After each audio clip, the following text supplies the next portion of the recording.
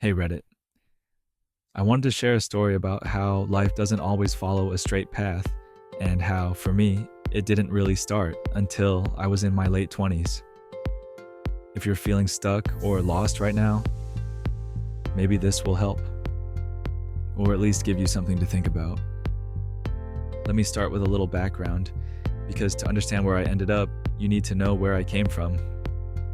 My parents were, in many ways, opposites, like complete and total opposites, not just in their personalities, but in how they viewed the world and life itself. My dad was all about having a plan. He grew up poor, like dirt floor poor. He was the fourth of five kids, and his parents weren't exactly warm and fuzzy. When he was around 13 or 14, his mom wrote him a letter that he kept until the day he died. It wasn't one of those sentimental letters full of encouragement or love. No, this one laid out exactly how much it cost to keep him in the house. At the bottom, it had an ultimatum: either get a job or move out. Can you imagine being a kid and getting a letter like that? It makes sense why my dad grew up with this laser focus on always having a plan. He wasn't going to let life throw him around the way it had when he was young. And honestly, he made it work. He got full scholarships to Andover and Yale, massive accomplishments, especially coming from the background he did. But even with all that success, he carried the baggage of how people treated him because he was the scholarship kid. He loved the education, but hated feeling like he didn't belong. My mom, on the other hand, was all about freedom. She grew up in a completely different world, the first of two kids in a relatively well-off family. You'd think she had it easy, but she couldn't stand her parents. Like, full-on hated them. As soon as she could, she bolted to the West Coast for college and never looked back. Her approach to life was the polar opposite of my dad's. She'd tell me to take my time, figure things out, and not rush into anything. She was a smell the roses kind of person, always encouraging me to explore and just be. Cue my teenage confusion. Growing up with these two wildly different perspectives was complicated, to say the least. On one side, my dad was constantly hounding me to have a plan, to think ahead, to be prepared for life's challenges. On the other side, my mom was saying, "Relax, take your time, you'll figure it out." By the time I hit my late teens, it felt like I was being pulled in two directions. My parents' advice wasn't just different, it was contradictory. And to make things even more complicated, they both decided to put their own philosophies into action when it came to paying for college. So, there I was, fresh out of high school, trying to navigate life with two conflicting philosophies from my parents. On one hand, my dad's voice was always in my ear. Have a plan. Be prepared. Make something of yourself. On the other, my mom's advice was more like, take your time, find yourself, it'll all work out. And then came the reality check. College. The deal with my parents. When I got into college, my parents agreed to cover my tuition for the first year, and this was a big but. They told me after that they would only pay for tuition. Everything else, housing, food, expenses, that was on me. Now I was going to school in New York City, arguably one of the most expensive places on the planet. Rent alone could eat up an entire paycheck, and I hadn't even started thinking about groceries, transportation, or, having any kind of social life. At first, I tried not to freak out. I told myself I can handle this. I just need to get a job or two, or four. Spoiler, it wasn't easy. 4 part-time jobs and 0 free time. By the time my second year rolled around, I was in full-on hustle mode. I had 4 part-time jobs at one point. 4. One of them was in retail, folding clothes and pretending to care about customers who'd leave entire racks in shambles. Another was at a coffee shop, where I mastered the art of making a latte while half asleep. I also tutored high school students and worked night shifts at a random gig I picked up, which meant I was basically running on fumes most of the time. the worst part? Balancing all of that while going to school full time. There were days I'd leave my apartment before the sun came up and wouldn't get back until after midnight. It was exhausting, and I constantly felt like I was one missed shift or bad grade away from everything falling apart. The emotional toll, I'm not going to lie. There were moments when I questioned everything. I'd sit in my tiny, overpriced apartment, surrounded by half-empty takeout containers, and think, why am I doing this? Is this even worth it? Sometimes I'd hear my dad's voice in my head, pushing me to stick to the plan, and it made me feel like I couldn't quit, even though I wanted to. Other times, I'd remember my mom's advice to take my time, and I'd wonder if I was rushing into something I wasn't ready for. But I didn't have the luxury of stopping to figure it out. Between classes, work, and trying to scrape together enough money to survive, I was just barely keeping my head above water. Then life threw me a curveball. When I was 22, right as I was about to graduate, my dad was diagnosed with terminal cancer. It hit me like a freight train. He'd always been this larger-than-life figure in my world. Strict, driven, and always in control. Seeing him sick, vulnerable, and knowing we didn't have much time left, it was devastating. I put everything on hold and moved back home to be with him. For 6 months, I watched him fight as hard as he could, but the cancer was relentless. He passed away not long after I turned 23, and I was left reeling, angry, sad, and completely lost. By the time my dad died, I felt like I had nothing left in the tank. I was angry at the world, heartbroken over losing him, and completely clueless about what to do next. All the mixed messages I'd grown up with didn't seem to matter anymore, because no matter which plan I followed, it hadn't prepared me for this. I ended up taking a job at a tech firm, mostly because it felt like the right thing to do. It paid well, and I didn't have to think too much about what I wanted. For 4 years, I went through the motions, making decent money, but feeling completely disconnected from my work. After my dad passed away, I threw myself into work. Not because I was passionate about it, but because I didn't know what else to do. Grief has this way of putting you on autopilot, and for me, that meant taking a job at a tech firm and letting life move around me while I stayed stagnant. It was the early 2000s, so tech was booming, and I landed a role that paid pretty well. Honestly, for a 23-year-old with no real direction, it felt like a win. I'd show up, do my work, collect a paycheck, and then spend my free time trying not to think too hard about where my life was headed. The work felt meaningless. Here's the thing about tech, at least the kind of tech I was doing back then. A lot of it felt pointless. Don't get me wrong, the work was steady, and I wasn't miserable or anything, but it was hard to feel like I was making any kind of difference. Most of my days were spent tweaking electronic widgets, as I called them in my head, that didn't seem to matter in the grand scheme of things. I'd sit at my desk, staring at lines of code or troubleshooting some software issue, and think, is this it? Is this what I'm going to do for the rest of my life? The worst part? The job wasn't even demanding. I could get by doing the bare minimum, which left me with way too much time to dwell on how unfulfilled I felt. Discontent started to creep in.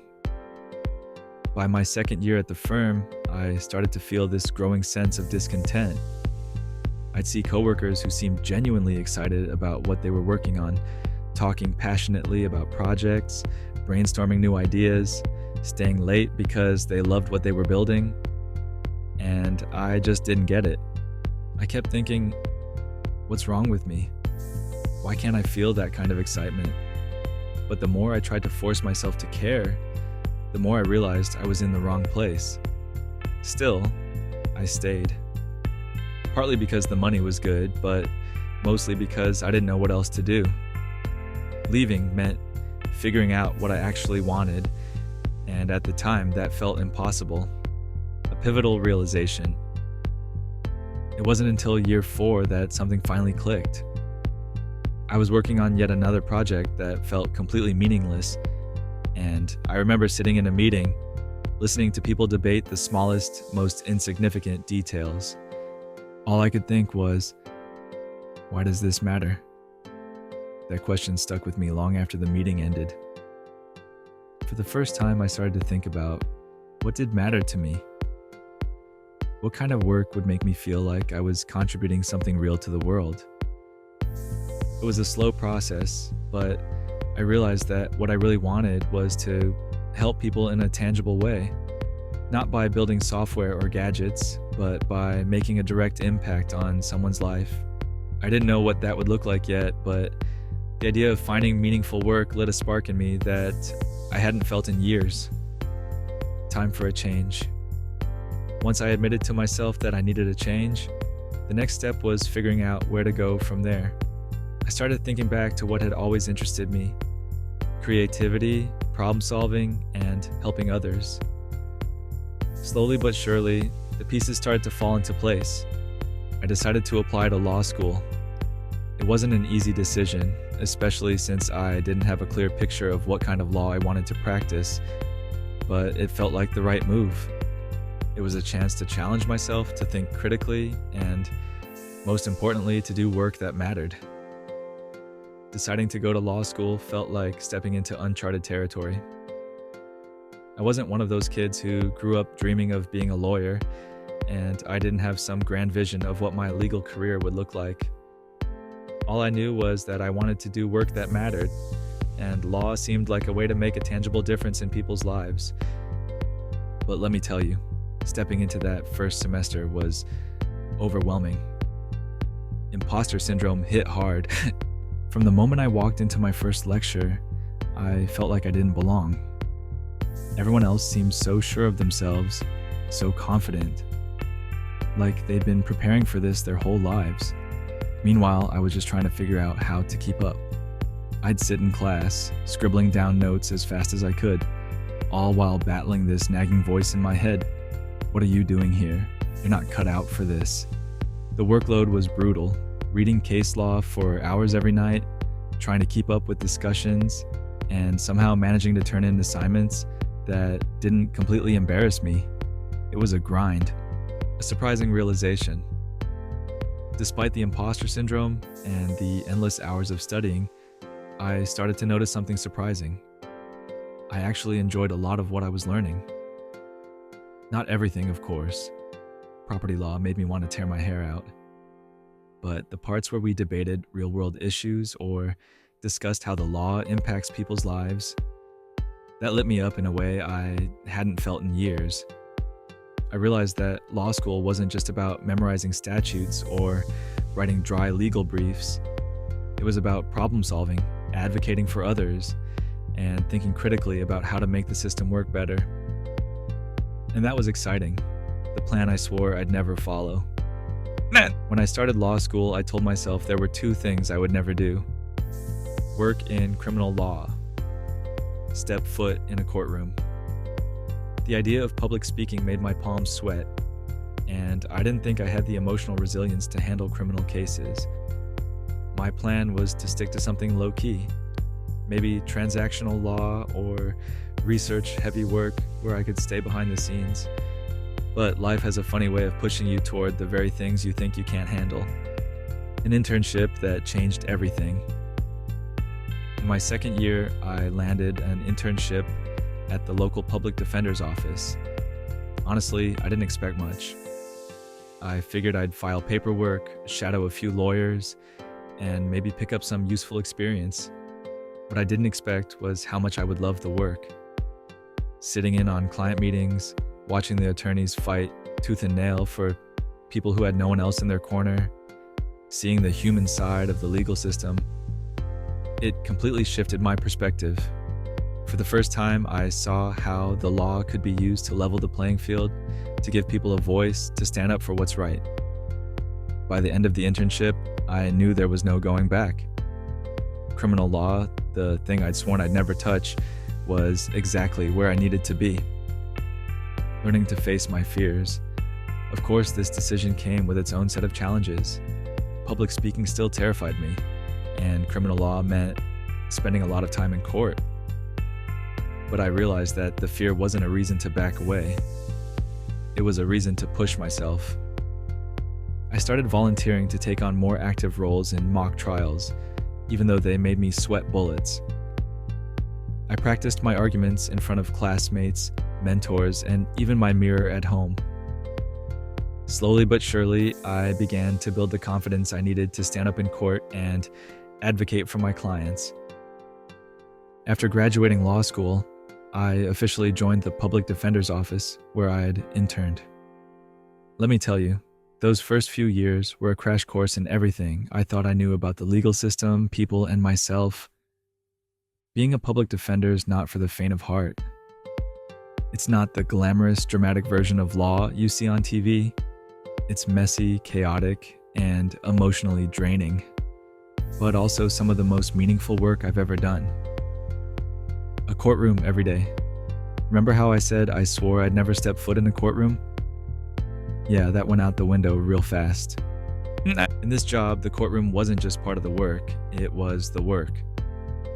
I spent nearly every day arguing motions, negotiating plea deals, or standing beside clients as they faced charges that could completely upend their lives.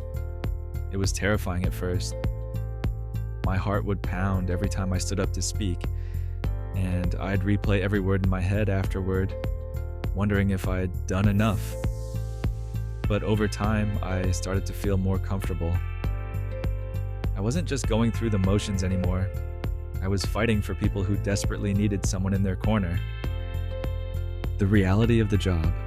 Here's the thing no one tells you about being a public defender. It's a lot less about the law and a lot more about people. Most of my clients weren't hardened criminals or bad people. They were just regular folks who'd made mistakes or found themselves in impossible situations. One client I'll never forget was a single mom who'd been caught shoplifting diapers and formula. Another was a 19-year-old who got pulled over with a small amount of weed in his car and suddenly found himself facing serious charges. The system is brutal, and for many of my clients, it felt like the deck was stacked against them from the start. My job wasn't just to argue their cases, it was to be their voice, their advocate, and sometimes even their support system. The emotional toll. As rewarding as the work was, it wasn't easy. There were days when I'd go home completely drained, haunted by the cases I couldn't win or the clients I couldn't help. One of the hardest parts was knowing that no matter how hard I fought, the system itself was often the problem. You'd see the same people cycling through the courts over and over, not because they were inherently bad, but because they didn't have the resources or support to break free. It was frustrating, heartbreaking, and at times overwhelming. But at the end of the day, I knew I was doing what I set out to do, making a tangible difference, even if it was just for one person at a time. Moments that kept me going. There were also moments of incredible hope. Moments that reminded me why I chose this path, like the time I helped a client get into a diversion program instead of serving jail time, and a year later they came back to thank me, proudly showing off their new job and stable housing. Or the day a young client who'd been terrified of the system told me, "You're the first person who's ever listened to me."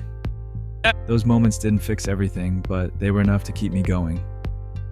They reminded me that even in a flawed system, small victories matter. What I learned about myself. If those early years taught me anything, it's that we're all capable of so much more than we think. The things I thought I couldn't handle, public speaking, intense pressure, emotional exhaustion, became the very things that helped me grow. I learned that fear doesn't mean you're not ready. It just means you're about to do something that matters. By the time I hit my 10th year as a public defender, I'd seen it all. The heartbreaking, the absurd, and everything in between. Spending that much time on the front lines of the justice system doesn't just shape your career, it changes the way you see the world, yourself, and the people around you. Looking back, those years were some of the hardest of my life, but they were also the most transformative. The humanity behind the cases. One of the biggest lessons I learned during those 10 years is that everyone has a story. It's easy to look at someone's mugshot or the charges against them and make assumptions. But when you sit across from a client and listen, really listen, you start to understand the context behind their choices. I met people who'd grown up in unimaginable circumstances, trapped in cycles of poverty, addiction, and trauma. People who made mistakes out of desperation, fear, or sheer bad luck. And in many cases, the system wasn't designed to help them. It was designed to punish them. I wasn't just fighting for clients' freedom. I was fighting for their dignity, for the chance to remind them and the court that they were more than the worst thing they'd ever done. The flaws in the system. I'd be lying if I said I didn't get frustrated with the justice system. There were days when it felt like I was trying to bail water out of a sinking ship. For every client I helped, there were countless others who slipped through the cracks. The cycle of recidivism was relentless, and it often felt like we were treating symptoms instead of addressing root causes. Poverty, lack of education, addiction, systemic inequality. These were the real culprits, but the system wasn't equipped or willing to tackle them head on. It was exhausting to see the same patterns play out over and over, knowing that no matter how hard I worked, I couldn't fix the system on my own. But giving up wasn't an option. What kept me going? What kept me in the fight, even on the hardest days, were the small victories, like helping a client get their record expunged so they could finally apply for a decent job, or convincing a judge to give someone probation instead of jail time, giving them a chance to turn their life around. Those moments didn't solve everything, but they mattered. They reminded me that change happens one step at a time, one person at a time. The toll it took on me. Of course, a decade in criminal defense wasn't without its costs. The emotional toll was real, and there were times when it felt like I was carrying the weight of every client's story on my shoulders. I'd lie awake at night replaying cases in my head, wondering if I'd done enough. I'd second-guess my decisions, question the system, and sometimes even question myself. It was hard not to feel like I was failing, even when I knew deep down that I was doing my best. Self-care wasn't something I prioritized in those early years, and it caught up with me. Burnout is a real risk in this line of work, and I had to learn the hard way how important it is to set boundaries and take time for yourself. A shift in perspective. By the time I reached the 10-year mark, I started to feel a shift. I still loved the work, but I began to wonder what else was out there. What other ways I could use my skills to make a difference. I didn't have a clear plan.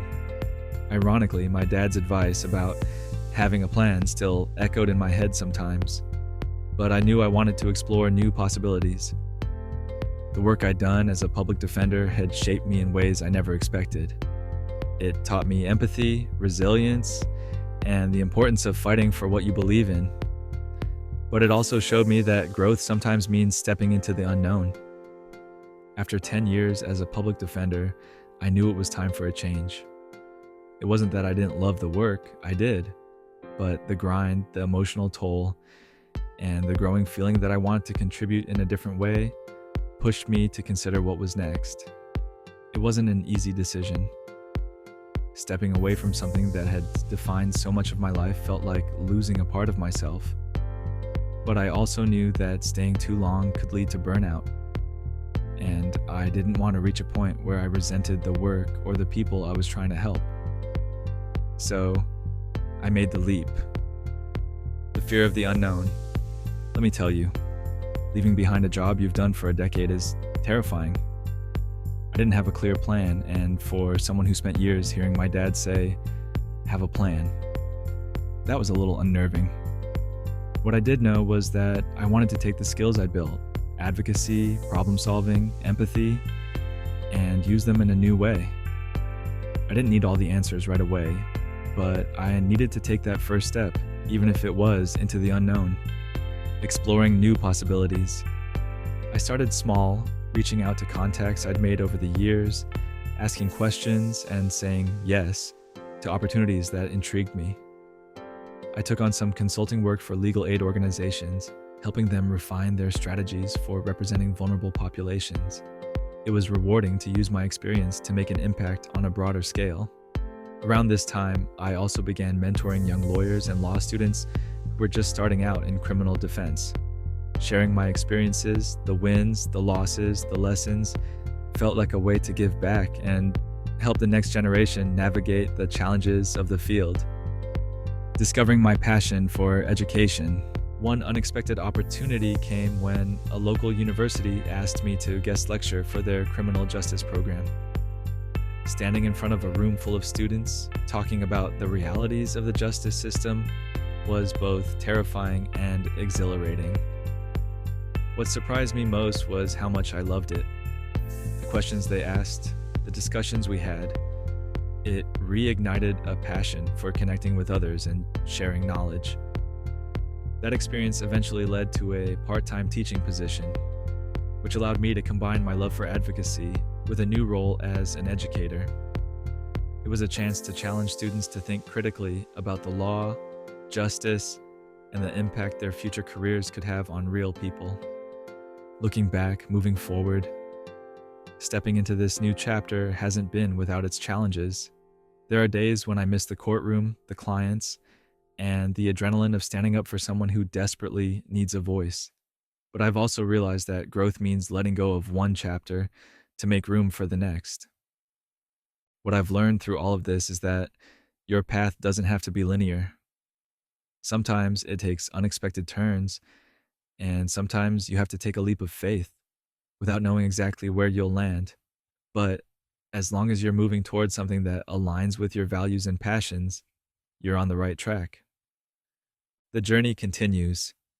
Now at 45, my life feels more balanced, more intentional, and more aligned with who I've become. I'm still figuring things out, aren't we all? But I've learned to trust the process and embrace the uncertainty. If there's one thing I want anyone reading this to take away, it's that it's never too late to start, to change direction, or to redefine what success looks like for you.